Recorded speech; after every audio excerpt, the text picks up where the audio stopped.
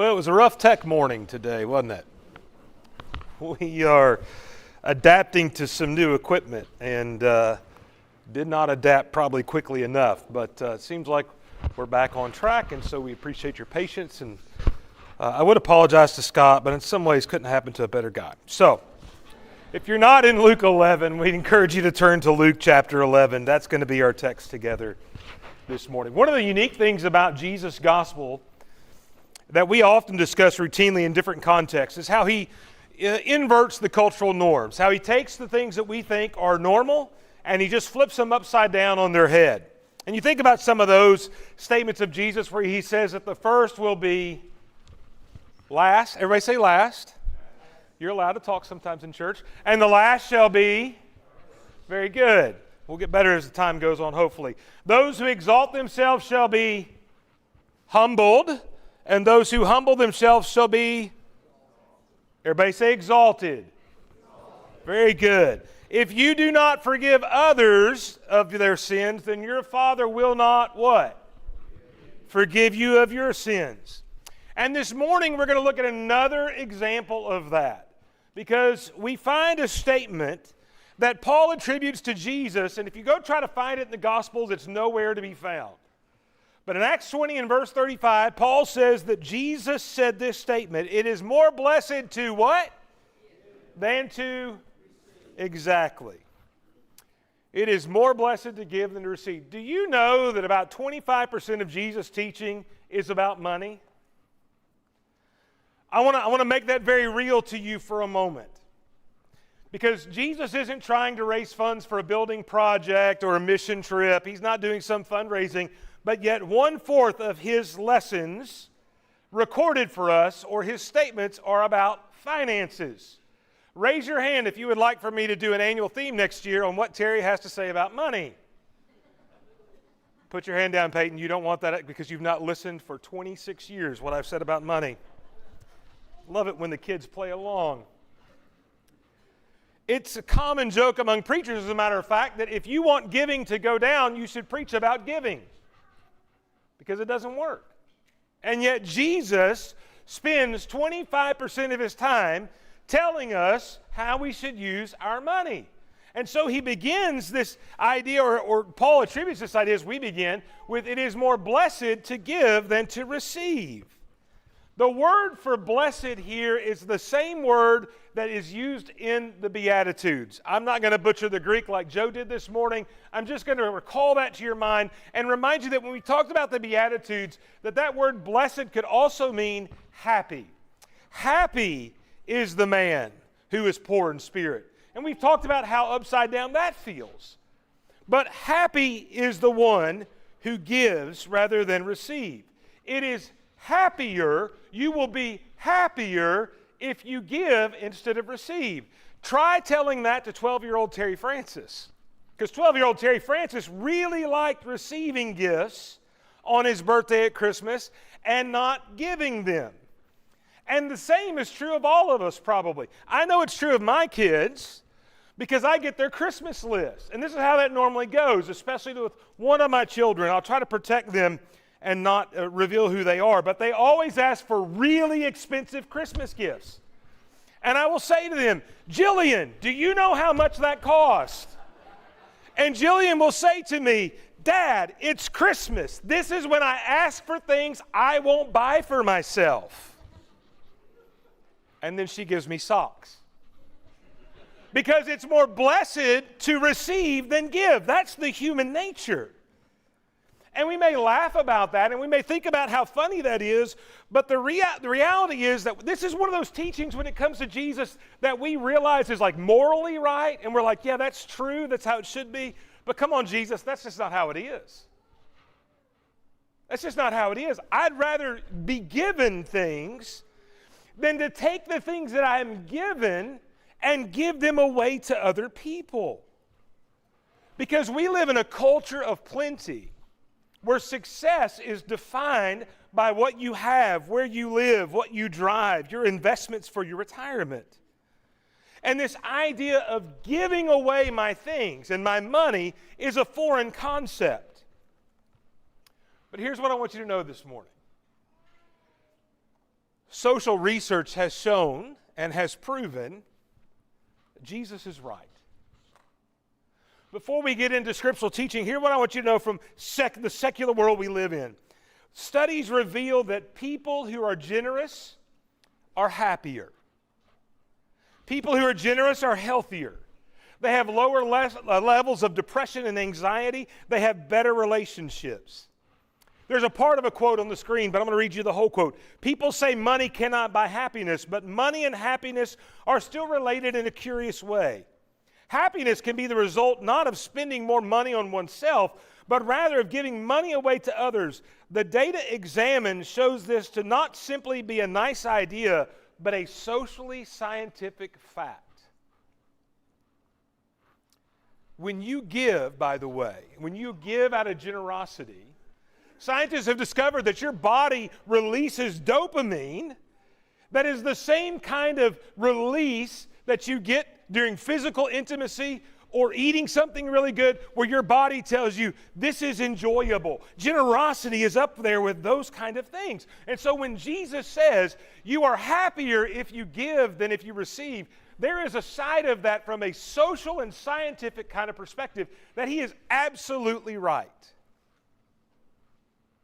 But here's what else we need to realize. At the end of the day, it doesn't matter, because if Jesus said this is how our mindset should be, that's how it should be. Because it may be that being generous and giving up doesn't always make us happy. It may be that for us, because of our struggles with greed and covetousness, that this is just part of the cross we pick up to bear in order to follow Jesus. This may be the thing that we have to sacrifice. Much like the rich young ruler, when he came to Jesus, I have kept all of the law. Did you ever notice when he quotes the law, he leaves out the 10th commandment about coveting? And Jesus notices, because he says, there's your problem. And he walks away sorrowful because he had many things. Now, before we go any further, here's what I want to make sure all of you understand. All of us in this room, regardless of where you live, what you have, what you wear, what you own, all those things that we often think about, all of you in this room are rich by this world's standards. Everybody here is wealthy when you look at the average income of the world. You live in a wealthy country. So the things that we're talking about today, you have no excuse for not being able to do, to some level. And if you think you do, I would remind you of the widow and her two mites. We're not going to study that today, but you remember that story that she gave all that she had. And Jesus commended her over those who gave out of their surplus. So I want to begin here in Luke chapter 11. I want to ask you this question. Do you have a good eye or a bad eye? Now, let me tell you something about this text. When I first saw this text or heard this text presented this way, I didn't get it. Let me make sure you understand what I mean by eye. We're not talking about whether or not you have 20/20 vision. I was studying for part of this and writing part of this while Tennessee was losing their baseball game to Eastern Carolina in the tournament. It really makes me sad, by the way. But it's not like in baseball where you say somebody's got a good eye, meaning they see the strike zone. The reason I bring that up is because the commentators were talking about how much better of an eye Eastern Carolina had, that they really understood the strike zone, which is why Tennessee lost. I'm not talking about that you have a good eye for decorating. Ginger has a good eye for decorating. That's not what we're talking about. We're not talking about a good eye for fashion or design or any of those other ways that we use a good eye. We're going to talk about the way Jesus uses it in Luke chapter 11. And when I first studied this and saw this, I just didn't get it. It just didn't make any sense to me, because when I read Luke 11, 33 through 41, and Eric read that for us, just doesn't seem to really be talking about what we're talking about this morning. But it is. And I want to help us all see that. Let's start in verse 33. Starting in verse 33, no one after lighting a lamp puts it in a cellar or under a basket, but on a stand, so that all who enter may see the light. Your eye is the lamp of the body. When your eye is healthy, the whole body is full of light. But when it is bad, your body is full of darkness. Therefore, be careful lest the light in you be darkness. If then your whole body is full of light, having no part dark, it will be wholly bright, as when a lamp with its rays gives you light. So look at verse 34. When your eye is healthy, your body is full of light. And when your eye is not healthy, you are full of darkness. What is Jesus saying? If you read the NIV, you might notice in verse 34 there's a footnote that says this. It says the Greek word for healthy here implies generous. Generous. You do a little word study here, you find out there's a couple of passages where this same word in the original language is translated as generous. So Romans 12 and verse 8, the one who exhorts in his exhortation, the one who contributes in generosity, same word. 2 Corinthians 8, 1 through 3, we want you to know, brothers, about the grace of God that's been given among the churches of Macedonia. For in a severe test of affliction, the abundance of joy, their extreme poverty have overflowed in a wealth of generosity on their part. Same word. 2 Corinthians 9, starting verse 11, you'll be enriched in every way to be generous in every way, which through us will produce thanksgiving to God. For this ministry of this service is not only supplying the needs of the saints, but is also overflowing in many thanksgivings to God. But their approval of this service, they will glorify God because of the submission that comes from your confession, the gospel of Christ, and the generosity, there's the word again, contribution for them and for others. Twice there, verse 11 and verse 13. So you have this word is definitely the same idea. And so it seems like Jesus is saying, if we were to kind of put all that together, if you have a generous eye, a healthy, generous eye, your body will be full of light. That light that he starts off with is verse 33, that you don't hide, that you don't put in the cellar, that you put in the basket. What's the key to having that kind of a light? Well, it's going to church twice a week, and it's making sure you read out of the right Bible. It's making sure you worship at the right place with the right sign out front. It's making sure you practice all the right things, right? It's making sure you have the right spiritual DNA and heritage. No, according to this passage, what is it? It's having a generous, healthy, good eye.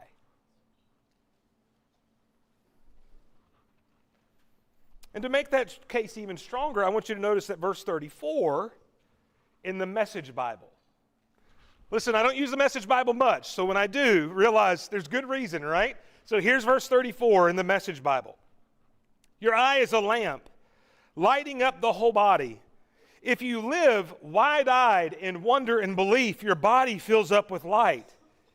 But listen to this part. If you live squinty-eyed in greed and distrust, your body is a dank cellar. I'm not really sure of the dank cellar part, but you get the point that the unhealthy eye is an eye full of what? Greed. And so what we see is there's this contrast, the generous, good eye, the greedy, selfish, bad eye. Now, if you're still not convinced that's what this is about, then turn to Matthew chapter 16. Matthew chapter 16, the Sermon on the Mount, there's a parallel text there. And you might think about verse 33 from Luke 11. Sounds a lot like Matthew chapter 6 in verses 13 through 16. You are the light of the world. You are the salt of the earth, right? And that passage there is where Jesus talks about not hiding your light under a basket. But I want you to look in Matthew chapter 6, starting in verse 19. We're going to read all the way through verse 24. And I want you to notice what's in this context, all that the context is about. Do not lay up for yourselves treasures on earth, where moth and rust destroy, where thieves break in and steal. But lay up for yourselves treasures in heaven, where neither the moth nor rust destroys, where thieves do not break in and steal. For where your treasure is, there your heart will be also. Now notice verse 22. The eye is the lamp of the body. So if your eye is healthy, your whole body will be full of light. But if your eye is bad, your whole body will be full of darkness. If then the light in you is darkness, how great is the darkness? Then look at verse 24. No one can serve two masters. Either he will hate one and love the other, or devoted to one and despise the other. You cannot serve God and what? Money. Pretty convincing, isn't it? Jesus uses this eye illustration almost word for word, smack dab in the middle of what? Where your heart is, your treasure is. Don't seek earthly wealth. You can't serve two masters. You can't serve God and money. And if you're not convinced, then turn back to Deuteronomy chapter 15 and let's just add one more layer to this that I think will help us understand that this is absolutely what Jesus is talking about. Because Moses uses this same idea. Starting in verse 7. Now this text is about the Sabbath year and also how you should approach and interact the poor. And notice starting in Deuteronomy 15 and verse 7, if among you one of your brothers should become poor in any of your towns within the land that your Lord your God is giving you, you shall not harden your heart or shut your hand against the poor brother, but you shall open your hand to him and lend him sufficient for his need, whatever it may be. Take care lest there be an unworthy thought in your heart, and you say, the 7th year, the year of release is near. In other words, I don't need to help him out because relief is coming. Then notice what he says, and your eye look grudgingly on your poor brother and give him nothing, and he cry to the Lord against you, and you be guilty of sin. You shall give to him freely. Your heart shall not be grudging when you give to him because of this. For this, the Lord your God will bless you in all your work and all that you undertake. For there will neither cease to be poor in the land. Therefore I command you, you shall open wide your hand to your brother, to the needy, to the poor in your land. What does Moses say? When you're not generous, you have a bad eye that looks down on your brother and refuses to help him. So we think of all of that. I want you to go back to Luke chapter 11. And I want you to see that right after this interaction we've been reading about the eye, Jesus has interaction with the Pharisee, starting in verse 37. While Jesus was speaking, a Pharisee asked to dine with him, so he went and reclined at the table. And the Pharisee was astonished to see that he did not wash before dinner. And the Lord said, now you, Pharisee, clean the outside of the cup and the dish. And notice this, but inside you are full of greed and wickedness. You fool, did not he who made the outside make the inside also? But give as alms those that are within, and behold, everything is clean for you. We're familiar with that cup illustration, right? The dish cup illustration. When you wash the dishes, don't just wash the outside, wash the inside. You ever been to somebody's house and they give you like one of those coffee-stained white cups that's brown on the inside? No, thank you. And we understand even to a degree that sometimes that just gets stained, but still you look at, no, thank you, right? It's like if we go to a restaurant, my wife can find every hair, every contaminant in every glass of water possible. No, thank you. We don't want that kind of contamination. And what does Jesus say? He says, that's what you all are like. And of all the sins that he names, he says, you're wicked, but then he says what? You're greedy. You're full of greed. And what was the answer in verse 41? Give alms. Here's another way he could have said that. Instead of being greedy, be generous. You have a bad eye, Pharisees. And you have a bad eye because you have a bad heart. So again, do you have a good eye? A healthy eye? A good eye looks at the world around us, by the way, as a place of opportunity. Not an opportunity to be wealthy, but an opportunity to serve and to give to others.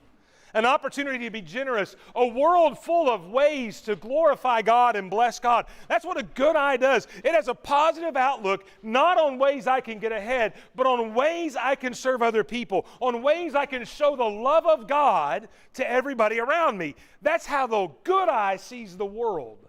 And the bad eye looks at the world around as a place of lacking. A place of never having enough, a place of not being fulfilled, a place of not feeling like you are good, a place where you are so consumed with greed and materialism and covetousness that you feel like you never are blessed enough. Kind of funny, right? Because we think about blessings, we think about the idea of being blessed by God into having stuff. And yet what did Jesus say? That blessing is when you give your stuff away that God has given you. Not when you receive. And a bad eye doesn't glorify God. Because a bad eye is going to end up doing one of two things. A bad eye is going to constantly be asking God for more and more because they are never satisfied. Or when they don't have enough, they're going to blame God because they are not satisfied. Do you have a good eye or a bad eye?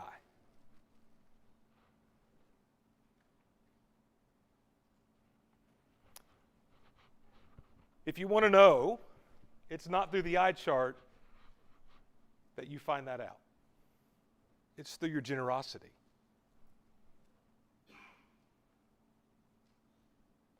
It's living in a way that says, I'm happier when I give things away than when I hoard things.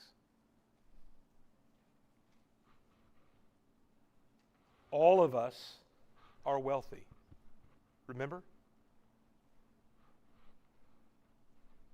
All of us live by the world's standards in what is called luxury.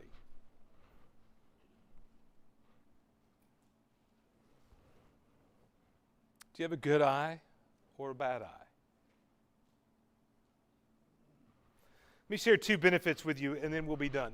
The first of those is that, as Luke 11 says, being generous creates light in us. That's what verse 33 through 34 says. That when you have a good eye, that your body becomes full of light. And that's the light of verse 33 that should not be hidden in the cellar or under a basket. Generosity is not just something we do to check off a box, in other words, to say, okay, Jesus, you told me to be generous. Fine, I'll do it. But generosity should be something that creates a different kind of spirit and mindset within us. In John 13, 34 and 35, there's that new commandment, right? We've talked about that a lot. This new commandment I give to you, that you love one another. By this, all the world will know that you love one another. One of the interesting things about that text that I want to point out is that it says in there that Jesus says, you will love one another as I have loved you. Now, go to 1 John chapter 3. We think about Jesus and God and love in John. We think about chapter 4. But 1 John chapter 3 has a pretty powerful statement about loving your brother, starting in verse 16. And it begins in verse 16 with this same idea of Jesus the way he loved us. In verse 16, by this we know love, that he laid down his life for us, and we ought to lay down our lives for the brothers. How do we know love? Because Jesus died for us. That's how. Jesus created or showed love to us through this sacrifice on Calvary. Keep reading then. But if anyone has this world's goods and sees his brother in need, yet closes his heart against him, how does God's love abide in him? Little children, let us not love in word or talk, but in deed and in truth. That's talking about your eye. And part of the generosity we're supposed to have is this idea that I love everybody. Here it's about your brother, but I love people. And when I see people in need, I help out people, even at the cost of myself. Because if I have things that person needs, I give those things to that person. You know what's interesting is that when it comes to our kids, we don't have any problem with that, do we? When it comes to our kids, if they move out of the house, we give them furniture, they turn 16, we make sure they have transportation. You know, I grew up in a house, by the way, where my parents were like, if you want a car at 16, you're going to have to pay for that yourself. My kids kind of grew up in a house where it's like, I just wonder which car I'm getting. I mean, we have a different standard of giving to our kids than most of us grew up with.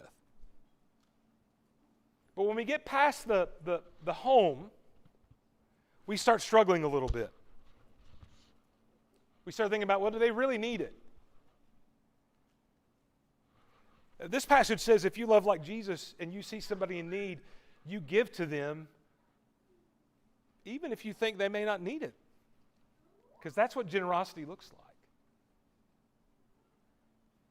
And that creates, by the way, a different outlook on life and a different form of living in a culture that we complain about full of darkness. But when we think about darkness in our culture, you know what we talk about? We talk about immorality, we talk about adultery, we talk about homosexuality, we talk about divorce, we talk about all of these sins. But I gotta tell you, one of the things that we could do that changes our life to be seen in glorifying God more than anything else is just being kind, compassionate, generous people. By the way, like Jesus was. who didn't just give his life, but also gave in multiple ways, whether it was seeing people who were in need and providing what they needed, whether that was health or even food at times, whatever it was, Jesus did that. And if I want to be like Jesus, if I want to shine like Jesus, we sing sometimes that song, Caleb likes to lead that, Shine, Jesus, Shine. If I want to shine like Jesus, then I've got to be compassionate and kind and generous and giving just like Jesus was. Number 2, it also leads to life.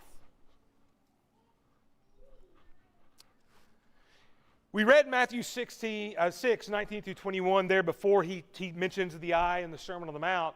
And there is that passage there that talks about laying up for yourselves treasures in heaven. And it's about priorities and what's most important in your life and making sure that you prioritize spiritual things. But I want you to turn over to 1 Timothy chapter 6 with me, because that passage uses similar language but with a completely different application. Now, what's interesting is in 1 Timothy chapter 6, as he's wrapping up this letter, he talks to the rich. Just a reminder again, all of us are the rich. So he's talking to us here starting in verse 17. 1 Timothy 6, verse 17. As for the rich in this present age, charge them not to be haughty, nor to set their hopes on the uncertainty of riches, but on God, who richly provides us everything to enjoy. God gives me everything. You're rich. Why? Because God blessed you to be rich. Keep reading in verse 18. They are to do good, to be rich in good works, to be generous, ready to share. Why? Verse 19. Thus, storing up treasure for themselves as a good foundation for the future, so they may take hold of that which is truly life. What is Paul telling the rich? God has blessed you, and yes, you can enjoy God's blessings, but what you should also do is you should do good works, you should be generous, you should give to others, you should use the things God's blessed you with in order to lay up treasures in heaven that lead to eternal life. A lot of people spend a lot of time trying to invest their money in real estate and the market and trying to do all the things to make sure that on earth they have the right investments to take care of themselves and their families. And you do that through a collection of investments of stocks and bonds and mutual funds and insurance and all kinds of things, right? That's what the world does. And you know what Paul says? You'd be better off if you want to make sure that you have a good future, give your money away to other people, because that's how you're going to get to heaven.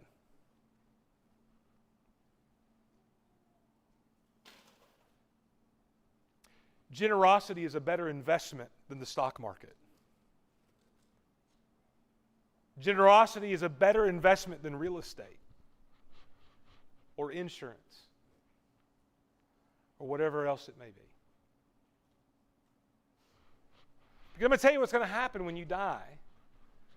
I don't care how much you have. You're going to leave it all behind. Every bit of it stays here. And you have no control over what your kids are going to do with it.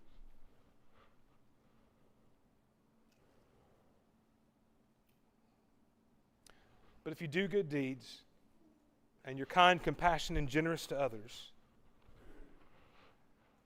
Paul tells Timothy to tell the rich, that's how you lay hold of life. Wait a minute, I thought, Terry, I thought the key to eternal life was keeping all the law. Well, listen, this doesn't mean as long as you're generous, you can go sin and be immoral. But I will tell you what this is saying. Is if you're like the rich young ruler and you practice all of the law except for that last principle of greed and covetousness, and you can't be generous in giving with what God's blessed you with, then on the day of judgment, you're going to walk away sorrowful. Because you have many things, but what you will not have is life.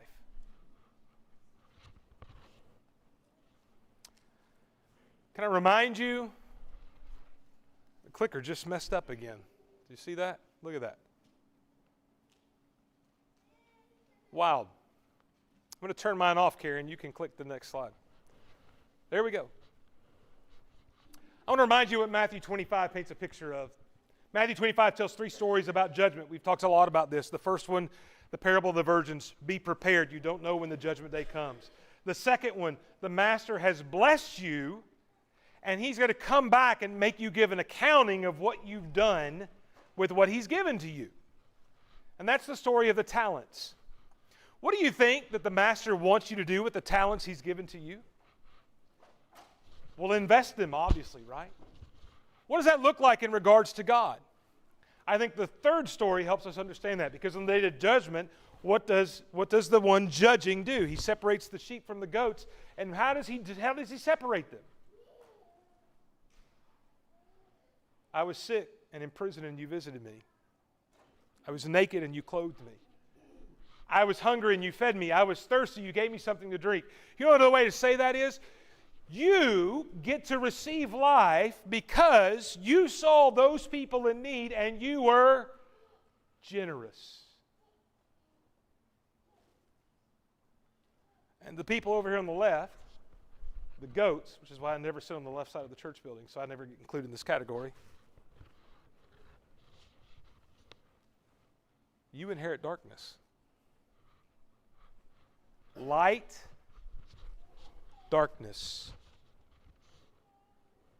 Good eye, bad eye.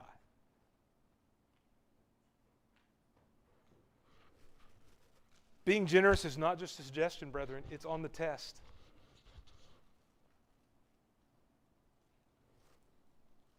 It's on the test. And you can keep the law, although that's impossible, but let's just argue for argument's sake, you could keep the law in every way, but not being generous, and you will be lost for eternity.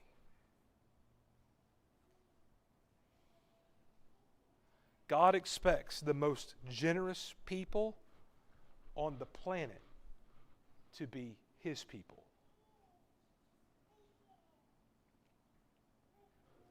May God help us to be generous and to love the world the way Jesus did. Let's stand. Let's close with this song together.